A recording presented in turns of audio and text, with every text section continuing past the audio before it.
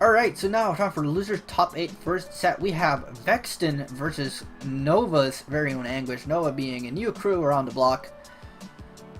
Pretty much the main current only crew really for EU. Created to allow its members, of course, to gain a bit more people, you know, to kind of train with. You know, just kind of create a more concentrated group, and also in the hopes of maybe you know, getting some more crews to sprout up is what they're hoping for, so they can actually do crew battles and have some rivalries going. Indeed. So that'll be interesting to see. Nothing's quite popped up just yet, but time and patience is what's required for that kind of thing anyway. So, for game number 1, we will see Treetop Lodge pick. We have Vexton on the Orcane. Vexton recently kind of showing his mark, getting like decently far into brackets recently. That's what I'm saying. Indeed, he has been. I know he's a name that's like been around a bit. Like he's been around. He hasn't really entered much tournaments or anything, but I know I've seen the name for a very long time being mentioned, like for exit people playing an exit or whatever. And Anguish being a Etalus main from good old UK. Indeed. From the proud UK boys. Yeah. So anyway, let's get right into game 1. As I said, Treetop Lodge. I have been on the wrong screen this entire time. I am ashamed. 3, 2, 1, go.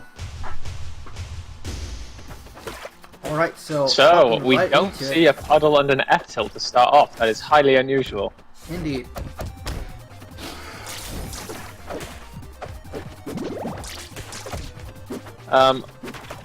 Quite interesting. I generally find the Orcane Etalus matchups being quite in Orcane's favour, but Anguish is currently just running over Vexton.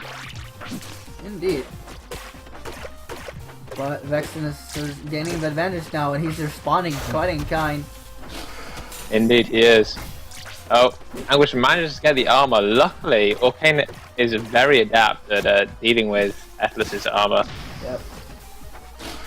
But, you know, Vexton really has made quite a powerful comeback in that first stock. From a good 70-80% down to taking a stock and getting 50% extra credit.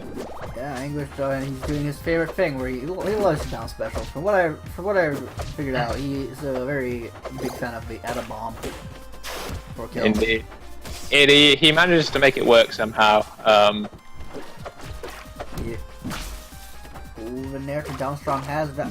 That's a terrible position, but Anguish not being very keen with his punish. Ooh, gets pretty much a frame perfect armor gain to not get shitted on by the Upstrong. Indeed.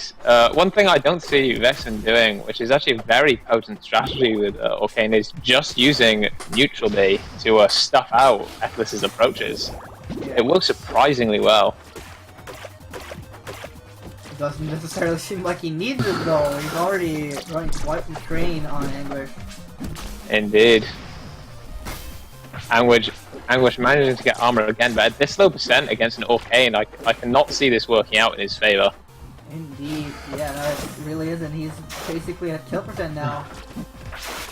From solid upwards hitting moves from Orcane. Vexton choosing to DI in on a lot of these combos is actually working quite well for him. He's getting out of them quite soon. Yeah. Alright, so for game number... That was also game number 2, actually, because game number 1 was unfortunately not saved, which is why we saw Treetop Lodge pick, which is actually a counter pick. It is the best counter pick for everyone who's wondering. Totally.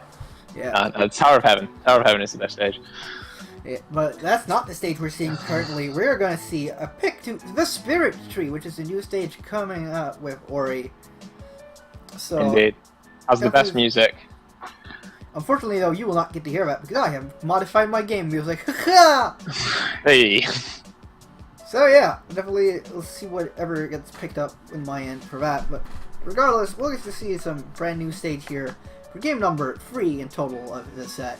So 3, 2, 1, go.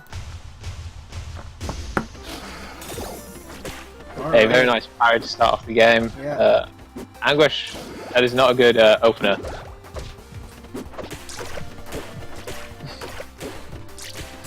Oh, some very nice combos coming from Vexton. Yeah, Vexton, knowing that he wanted to land with Etabomb, just straight up goes up to the bubbles to interrupt it. That whiff actually working out in his favor. If he hadn't, would have got parried. Yep. Nice puddle stuff. Time for Vexton. Yeah, Vexton's going. What he's doing at the moment, he's going quite high and then just down being. Anguish really needs to recognize that and just wave dash back. Yeah. Ooh, gets caught on the roll in by the bubbles.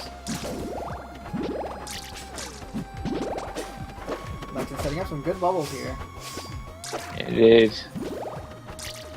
There we go. Anguish is beginning to adapt to that just high down base. Yeah. But again, going for armor.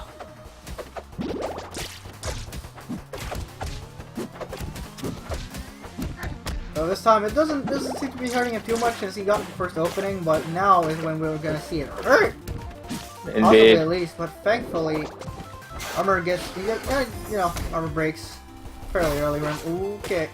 Now this armor is probably gonna work out for him a lot better.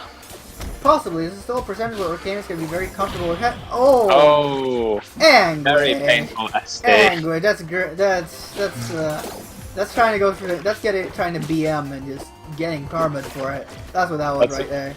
Trying to go for the emotional damage. Instead, he emotionally damaged himself. I guess it was a proper risk reward. Going for a lot of down smashes and finally one actually managed to pay off. Yep.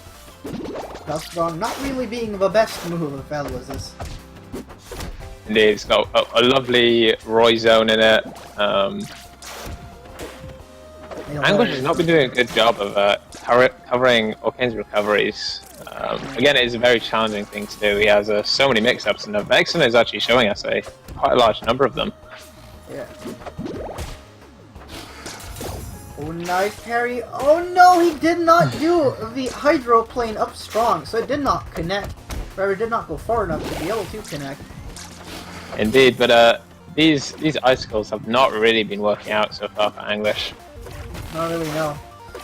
Well, this is very close. Last strong hit is going to be death, and that will go, thankfully for Vexton, goes into his favor. Indeed, so it is now 2-1 to Vexton. Going on to Game 4. This is taken to Tempest Peak, which is quite a janky stage for both of these characters, really. And also, for the second, I believe this is one of Anguish's all-time favorite stages in the game. Indeed. That's why he's doing the counter pick here. However, saying that, with the changes so that the middle platforms don't hit the ground anymore, it's become a lot less janky for Etalus because it no longer lifts his ice off the ground. Mm-hmm. Alright. So yeah, with that said, we're still staying on the same characters. So for game number 4, let's just hop right in. 3, 2, 1, go.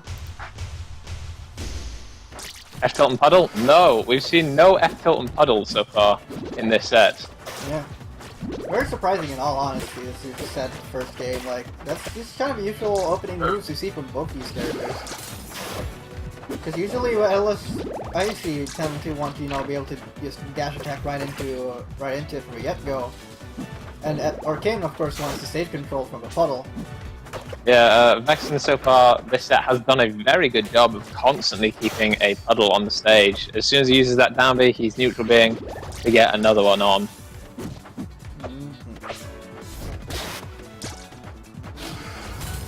Oh, down special. That's a what? I suspect a desync. I suspect a desync too, unless these people know something we don't. Nope, this is 100% a desync, unfortunately. Indeed. Let this go out, and the result is thankfully still the same. Indeed, so it is. It's fun, I guess. But Vexton takes it 3-1 over Anguish.